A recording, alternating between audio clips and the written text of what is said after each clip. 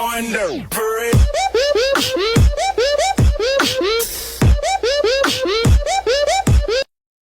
Assalamualaikum warahmatullahi wabarakatuh. Nama yang diberi oleh kedua ibu bapa saya ialah Muhammad Amirul Haikal bin Abi Razak. Saya adalah pengerusi program aspirasi kepimpinan melalui pekerja di syarikat Shira Beauty. Pada hari ini saya akan membentangkan tentang latar belakang syarikat Shira Beauty. Syarikat ini adalah pengeluar kosmetik yang ditubuhkan pada akhir September 2018. Oleh pengasasnya ialah Yang Bahagia Datin Sri Syairah binti Bakar. Seterusnya, lokasi pengurusan syarikat kami ini bertempat di Bandar Baru Uda, Johor Bahru. Syarikat Shira Beauty ini ditubuhkan untuk menyelesaikan masalah yang sering dialami oleh para wanita pada masa kini. Antara contoh masalah yang sering dialami ialah jerawat dan jeragat yang sukar untuk dipulihkan. Syarikat Shira Beauty ini telah mengeluarkan produk kecantikan yang berasaskan bahan-bahan semula jadi dan bertemakan neutral. Dalam produk Shira Beauty tidak sama sekali mengandungi bahan kimia yang boleh membahayakan kulit. Seterusnya, saya akan menerangkan tentang latihan dan pembangunan pekerja. Latihan dan pembangunan pekerja, ia dapat meningkatkan kemahiran yang sedia ada pada para pekerja. Ia bertujuan untuk meningkatkan daya kemahiran yang sedia ada pada mereka di tempat kerja. Selain itu, latihan dan pembangunan ini boleh meningkatkan produktiviti dan pekerja. Ia boleh menjadi pemimpin yang lebih baik pada masa akan datang di dalam organisasi. Akhir sekali, dalam program latihan, ia mempunyai perkongsian pengetahuan untuk meningkatkan kualiti perniagaan dan perkhidmatan kepada pelanggan syarikat tersebut. Seterusnya, saya akan terangkan tajuk program latihan dan pembangunan syarikat Shira Beauty adalah aspirasi kepimpinan melalui pekerja. Aspirasi kepimpinan melalui pekerja, ia dapat meningkatkan daya kepimpinan di organisasi syarikat kami. Selain itu, ia dapat berdaya saing dengan pesaing-pesaing di luar organisasi syarikat kami dan ia mampu untuk mencapai keseimbangan pada masa akan datang. Seterusnya, saya akan terangkan tentang tujuan program. Tujuan aspirasi kepimpinan melalui pekerja ini dapat memberi pengetahuan yang lebih mendalam tentang perkara atau kerjaya. Ia juga dapat memastikan mereka dapat menyesuaikan diri dengan cara kerja dan budaya di dalam organisasi. Dan akhir sekali, ia dapat memastikan pekerja dapat meningkatkan mutu kerja yang berdaya saing di dalam pelaksanaan tugas dan tanggungjawab mereka. Assalamualaikum warahmatullahi wabarakatuh. Nama saya Nurul Syairah binti Abu Bakar. Saya daripada Seksyen 4C. Hari ini saya akan menerangkan tentang objektif organisasi, tentatif program dan juga aktiviti program. Okey, objektif organisasi daripada syarikat Shira Beauty yang pertama adalah kualiti. Yang kedua adalah perkhidmatan dan yang ketiga adalah kos. Kita pergi kepada yang pertama iaitu kualiti. Okey. Kualiti adalah dapat mencapai hasil sasaran dan mengutamakan pelanggan. Kita pergi kepada yang kedua iaitu perkhidmatan, dapat memberi perkhidmatan yang terbaik kepada pelanggan dan juga kita pergi yang terakhir iaitu kos, dapat mencapai kos yang minimum untuk organisasi. Kita pergi kepada tentative program yang seterusnya. Tentatif program pada pukul 7.30 sehingga 7.45 akan ada kata alu-aluan daripada Encik Muhammad Amirul Haikal dan juga AJK Encik Nurul Syahira. Okey, kenapa kita perlu kata alu-aluan ya? Okey, yang pertama kita perlu menerangkan kenapa kita melakukan program ini, untuk apa kita lakukan program ini. Itu akan diberitahu oleh pengurusi program iaitu Encik Amirul Haikal dan dia akan terangkan kenapa, untuk apa dan spesifikasi tentang program-program ini. Okey, seterusnya selepas menerangkan akan ada bacaan doa lah sebelum kita bergerak. Okey, daripada Cik Nurul Syahira pula, daripada Cik Nurul Syahira, dia adalah AJK Keselamatan. Jadi dia akan menceritakan tentang keselamatan-keselamatan yang perlu mereka tahu semasa melakukan program ini tersebut. Okey, kenapa perlu AJK Keselamatan bagi ucapan sedikit? Okey, sebab kita ada buat program yang melibatkan keselamatan para peserta lah, seperti jungle trekking, water confident dan water rafting. Itu dua adalah keperluan keselamatan yang perlu kita tahu semasa berlakunya apa-apa masalah kecemasan semasa berjalannya program. Okey, kita pergi kepada yang kedua, iaitu pada pukul 7.45 sehingga pukul 8 kita akan bagi sarapan kepada para pelatih. Untuk 30 orang peserta, kita akan bagi sarapan sebelum kita gerak. Sebab selalunya sebelum diorang gerak datang ke tempat kerja, ada yang tak sempat sarapan, ada yang tak sempat makan untuk alas perut. Jadi kita bagi diorang sarapan sebelum diorang bergerak ke Pulau Rawa. Jadi pada pukul 8 sehingga pukul 9, kita akan bergerak dan berkumpul dan bergerak ke destinasi. Anggaran sampai pada pukul 10 sehingga pukul 11 lah. Anggaran sampai Pulau Rawa kat Mersing. Okey, pada pukul 11.30 kita 11 hingga 1.30 kita akan ada satu aktiviti. Okey, sebelum ada aktiviti tu kita dah sampai kan, nanti kita orang akan bagi para peserta bilik untuk diorang berehat, simpan barang-barang diorang, barang keperluan diorang lah sebelum diorang berkumpul, dan kita akan bagikan diorang kepada 6 kumpulan, satu kumpulan 5 orang. Jadi kita akan bagi kepada 6 kumpulan. Okey. Selepas kita bagi tu, kita akan gerak untuk melakukan aktiviti yang pertama pada pukul 11 hingga pukul 1.30 petang. Aktiviti yang pertama iaitu jungle trekking. Okay? Jungle trekking ni ada spesifikasi dia lagi. Ada apa aktiviti yang kita akan buat lagi dekat dalam jungle trekking tu selain daripada kita pergi memanjat hutan tu lah. Okay, kita pergi kepada pukul 1.30 sehingga pukul 2. Kita akan rehat, makan tengah hari dan juga solat Zuhur bersama-sama bagi yang Muslim. Okay, kita sambung pada pukul 2 sehingga pukul 3. Aktiviti 2. Aktiviti 2 ni apa? Kita orang akan adakan batch volleyball bersama-sama. Jadi pada kumpulan yang menang, diorang akan dapat ganjaran lah, seperti hadiah hamper, ataupun diorang akan dapat star, ataupun diorang akan dapat pingat. Okay. Siapa yang kalah, diorang kena denda lah, tapi denda diorang tak adalah sangat membuatkan diorang tak bersemangat. Denda diorang senang je, diorang semua menari ataupun menyanyi dekat Pulau Rawa tu.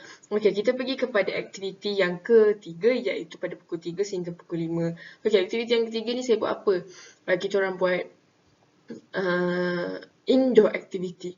Indoor activity ni terbahagi kepada 3 juga. Yang pertama, radio rosak. Yang kedua, apa yang penting kerjasama. Yang ketiga adalah pemimpin si buta. Okay, kita ada 3 aktiviti lah untuk aktiviti indoor. Okay, kita pergi kepada pukul 5 sehingga pukul 5.30, rehat, makan minum petang. Lepas tu kita solat asar bersama-sama bagi yang Muslim. Okay, kita pergi kepada aktiviti yang terakhir, iaitu pada pukul 5.30 sehingga pukul 6.30. Aktiviti yang terakhir ini adalah water confident dan water rafting. Water confident dan water rafting ni nanti saya akan terangkan apa itu aktiviti yang akan dijalankan. Okey, pada pukul 6.30 sehingga pukul 7 kita akan berkumpul balik, kemas-kemas, siapkan diri untuk solat bersama-sama, solat maghrib bagi yang Muslim juga. Lepas tu kita akan bergerak balik ke rumah masing-masing. Okey, itu sahaja. Okey, kita akan pergi kepada aktiviti program latihan. Okey, aktiviti yang pertama adalah jungle trekking. Okey, kita jungle trekking ni semua tahulah, kita akan panjat hutan, akan sama-sama naik hutan, mendaki, okey.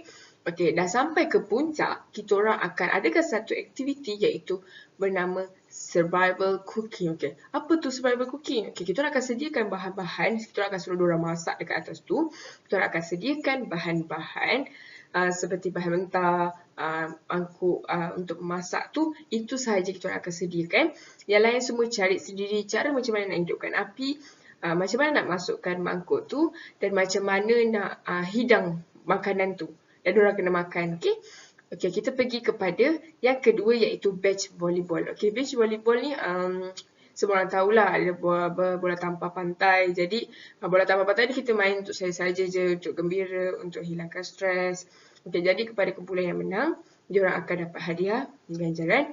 Dan juga kepada kumpulan yang kalah, diorang akan kena denda. Tapi denda diorang tak adalah sangat memberikan tekanan dekat diorang. Denda tu macam menari chicken dance ke, menyanyi ke, macam itulah. Okay, kita pergi kepada yang ketiga iaitu indoor activity. Okay, indoor activity ni kita ada buat 3 aktiviti. Aktiviti yang pertama adalah radio rosak. Okay, apa tu radio rosak? Contoh sekarang kan, saya bagi satu ayat kepada peserta pertama dan peserta pertama akan bagi kepada peserta kedua dan diorang akan pass satu orang ke satu orang sampailah orang yang terakhir kita akan tanya apa ayat orang pertama bagi tahu. Kalau betul, diorang dikira pemenang dan kalau salah, diorang akan kena denda juga lagi. Okey, dendanya apa? Dendanya diorang kena menari, diorang kena buat aktiviti yang macam ataupun diorang kena hostkan diorang punya aktiviti seterusnya ke, itulah denda diorang. Jadi dia bukan denda lah, diorang macam melatih diri untuk lebih memahami apa tu kerjasama, apa tu toleransi, apa itu saling bantu-membantu. Okay, itu semua perkara yang perlu ada dekat organisasi sebenarnya. Okay, saya akan pergi kepada latihan program, aktiviti program yang kedua iaitu pemimpin si buta. Apa tu pemimpin si buta?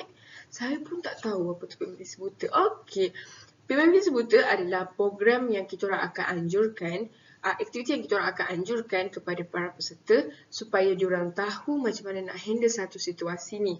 Okey, sekarang ni saya bagi satu situasi untuk semua orang faham macam mana nak lakukan aktiviti pemimpin si buta ni. Okey, untuk pemimpin si buta ni, setiap orang akan berbaris dalam satu barisan daripada depan sampai belakang dan kita orang akan tutup mata semua peserta. Diorang akan letak tangan dekat bahu kawan-kawan masing-masing dan diorang kena jalan tanpa langgar sebarang bahan dekat bawah yang kita orang letak tu. Jadi diorang tak boleh langgar dengan cara apa sekalipun. Diorang kena jalan dengan satu barisan. Dalam satu barisan tu tak boleh putus, tak boleh berpecah. Okey? Andai kata diorang berpecah, bermakna diorang tak ada komunikasi yang bagus. Okey? Okey, kenapa pentingnya saya lakukan aktiviti pemimpin si buta ni? Saya ada satu penjelasan kenapa saya lakukan pemimpin si buta ni. Okey, dalam satu organisasi, kita perlukan komunikasi yang berkesan, betul? Sekiranya komunikasi itu tak berkesan, maka satu organisasi ni akan mengalami satu masalah yang serius. Okey? Sebab macam satu pepatah ni cakap, communication is a key. Okay, dalam satu organisasi, sekiranya komunikasi itu berkesan, ia akan mendatangkan kebaikan kepada organisasi. Jadi, komunikasi dekat dalam organisasi, dia akan memberi perkara positif dalam organisasi untuk membangunkan, naikkan imej organisasi. Jadi, oleh sebab itu, kita orang buat aktiviti program ini di dalam program yang kita akan jalankan ni lah, Camp Jati Diri ni. Okay. Kita pergi kepada yang seterusnya, iaitu apa yang penting kerjasama. Okay, kita pergi kepada apa yang penting kerjasama. Okay, apa yang penting kerjasama tu apa pula Kenapa lah semua nama pelik-pelik kita orang buat aktiviti ni? Okey, nama je pelik tapi aktiviti ni sangat berkaitan dengan organisasi. Okey, apa yang penting kerjasama ni kita orang buat adalah untuk memberi diorang satu kumpulan kerjasama yang bagus yang dapat diorang terapkan nanti masa dekat dalam organisasi. Okey, apa yang penting kerjasama ni, kita orang akan bagi satu kad manila card dan kita orang akan bagi juga satu pensel besar untuk diorang sama-sama, satu kumpulan ada 5 orang, betul? Okey, satu kumpulan ada 5 orang, diorang akan pegang pensel besar tu sama-sama dan diorang kena tulis perkataan kerjasama tanpa satu orang pun yang jatuhkan tangan daripada pensel itu.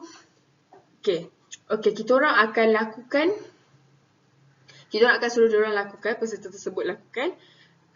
Siapa yang paling cepat, diorang akan dapat penghargaan daripada pihak penganjung. Okey, itu untuk apa yang penting kerjasama, aktiviti apa yang penting kerjasama. Okey, kita pergi kepada aktiviti yang terakhir. Mesti dah tak sabar nak tahu apa itu water confident dan water rafting.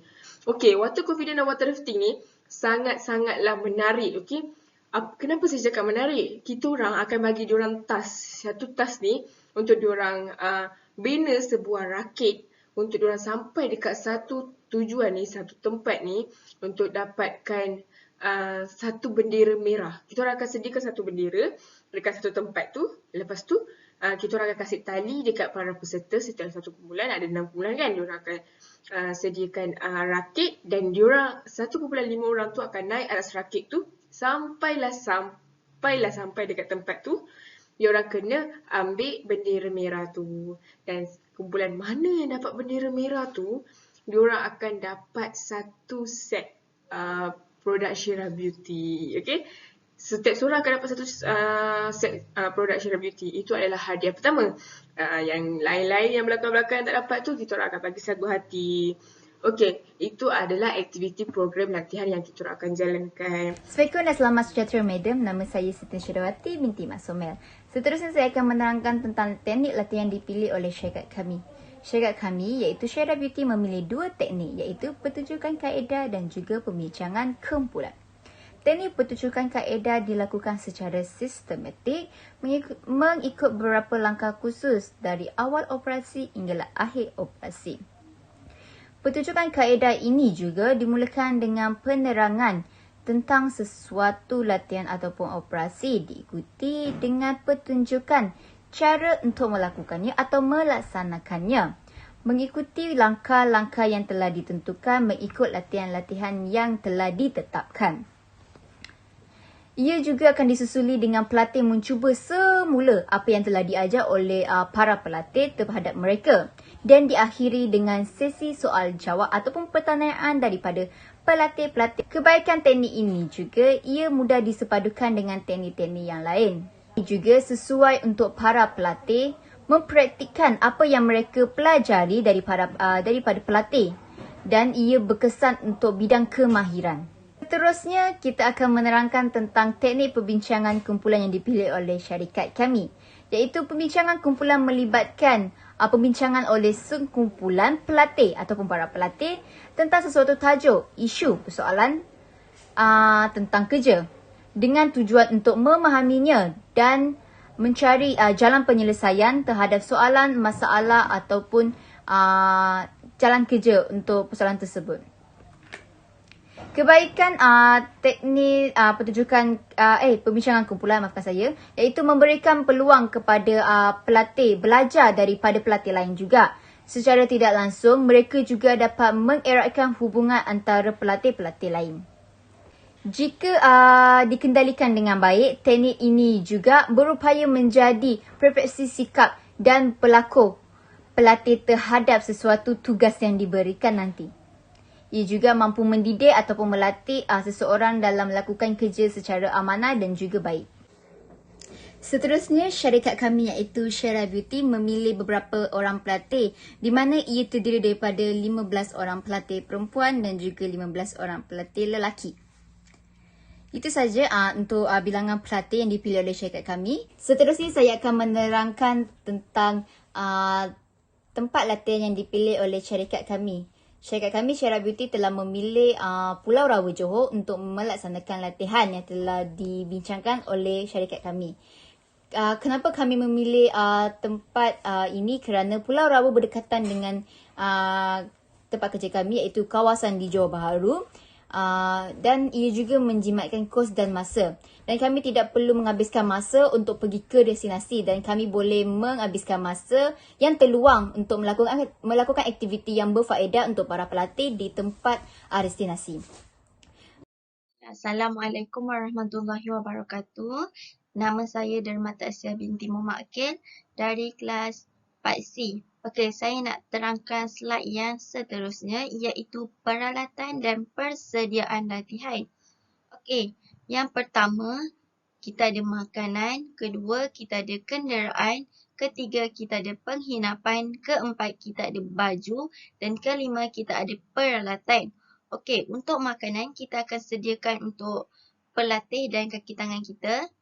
Okey, untuk makanan kita ada makanan dalam tin, 6 tin, bawang merah 6 ulas, minyak masak 1 pack, roti 40 pieces, air kotak 40 kotak dan makanan tengah hari kita akan bagi 37 bungkus dan makanan petang kita akan sediakan 37 bungkus juga. Dan kita ada halia 6 ulas untuk aktiviti memasak tu lah. Okey. Yang seterusnya kita ada kenderaan. Kami akan sediakan kenderaan untuk pelatih dan kaki tangan kami untuk pergi ke tempat yang ingin kita buat latihan tu. Okey, kita akan sewa 1 buah bas. Okey, untuk penginapan kita akan sewa resort 7 bilik. Okey, untuk baju kita akan buat baju jersey dan bagikan kepada pelatih iaitu 37 baju jersey dan untuk kaki tangan kami juga. Okey, yang seterusnya peralatan. Peralatan ni kita akan sediakan mesti 6 set, bola 1 biji, pensel bersaiz besar 6 batang, tali 120 meter. Okey. Saya nak cakap yang peralatan ni semua untuk kita buat aktiviti kita kepada pelatih. Kita akan adakan satu aktiviti lah. Okey. Saya sambung kepada peralatan yang seterusnya. Okey, Kak Manahila kita ada 6 helai. Sewa bas tadi kenderaan. Okey, kita ada tali 120 meter. Kita ada peti kecemasan 40 kotak untuk apabila pelatih kita menghadapi kecederaan. Okey, kita dah sediakan peti kecemasan kepada pelatih kita. Okey, yang seterusnya tag nama. Kita akan buat 30 tag nama untuk pelatih saja. Supaya kita kenalkan siapa nama-nama pelatih kita tu. Orang akan tahu. Okey, seterusnya kita ada brosur, 30 brosur. Okey, kita akan ada sagu hati. Kita akan berikan sagu hati kepada para pemenang ketika habis program tu dah habis. Penutup kita akan bagi hamper lah kepada sagu hati dan hamper. Sagu hati kita akan bagi 15 untuk sagu hati dan hamper kepada para pemenang yang seperti Johan, Naik Johan dan seterusnya lah. Kita akan buat 3 hamper. Okey. Dan kertas. Kita akan ada 30 helai kertas untuk bagi kepada pelatih untuk mencatat nama-nama pelatih dan membuat aktiviti yang kita akan anjurkan. Okey, itu sahaja daripada saya. Sekian, terima kasih. Assalamualaikum dan selamat sejahtera. Saya Nurashika binti Najar dari kelas 4C. Saya akan menerangkan slide seterusnya iaitu senarai AJK latihan. Yang bahagia Datin Sri Syairah binti Bakar yang merupakan seorang penaung dan seorang usahawan yang sangat berjaya iaitu beliau ialah pemilik dan pengasas kepada produk Syairah Beauty Seterusnya, Puan Khadijah binti Johari yang merupakan penasihat dan pembimbing dalam program aspirasi kepimpinan melalui pekerja. Yang seterusnya, Encik Muhammad Amirul Haikal bin Abdul Razak merupakan pengerusi dan bertanggungjawab dalam semua kegiatan program yang akan dilaksanakan. Yang seterusnya, penyelaras program AJK iaitu Cik Nurul Syahira binti Abu Bakar dan Cik Siti Nur Syahidawati binti Mat Somel. Mereka ialah merupakan juga AJK Teknikal iaitu akan memastikan semua kemudahan dan kelengkapan semasa program lengkap dan sepenuhnya ada. Dan seterusnya, Cik Derma Takziah binti Muhammad Akil yang merupakan bendahari dan bertanggungjawab dalam urusan kewangan dan sesi hal ehwal kewangan dalam program tersebut. Yang seterusnya, Cik Nur Rashida binti Najjar merupakan setiausaha yang bertanggungjawab dalam membuat dokumen yang seperti diarahkan oleh pihak atasan dan bertanggungjawab dalam sesi surat menyuarat yang akan memastikan program dilaksanakan berjalan dengan lancar. Okey, kita tengok kepada slide seterusnya, iaitu reka bentuk tag nama pelatih.